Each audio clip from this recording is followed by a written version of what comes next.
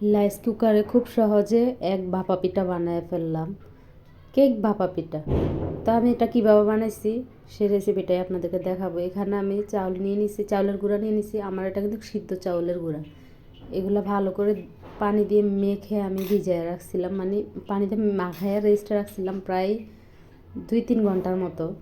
তারপর আমি এগুলো চেলে নিছি। চেলে এই যে রাইস কুকারে চালনের উপরে একটা কাপড় দিয়ে দিছি, কাপড়টা একটু ধুয়ে নিছি।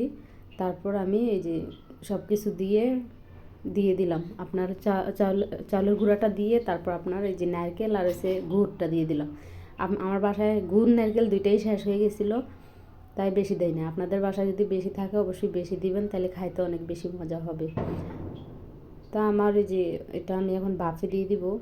এখানে রাইস কুকারে আমি পানি দিয়ে চুলা মানে ধরাই দিছি, হালকা গরম হিসেবে। তো আমি যে বসাই দিলাম ঢাকনাটার ছিদ্রটা বন্ধ করে দিলাম। এভাবে কিন্তু বাচ্চারা খুশি, বিশেষ করে বাচ্চারা অনেক খুশি হয়ে যায়। এই যে কেকের মতো কেটে খাওয়াটা, মানে এটা অন্যরকম একটা বাচ্চাদের ফিলিংস, মানে মনে করতেছে কেক। আমার বাচ্চারা তো অনেক খুশি হয়ে গেছে। আপনারাও চাইলে বাসায় এরকম সুন্দর একটা কেক বাসায় বানায় ফেলতে পারেন, ভাপা পিঠা কেক। তা আমার ভিডিওটা কীরকম হয়েছে অবশ্যই কমেন্টে জানাবেন। কিন্তু মজা হয়েছে, আমার কাছে অনেক ভালো লাগছে খাইতে। আর একইভাবে সবাই একসাথে খাওয়াটা অনেক মজা। আর এইভাবে বানাইলে কিন্তু একটা একটা করে বানাইতে হয় অনেক, একজন খাইলে আরেকজনে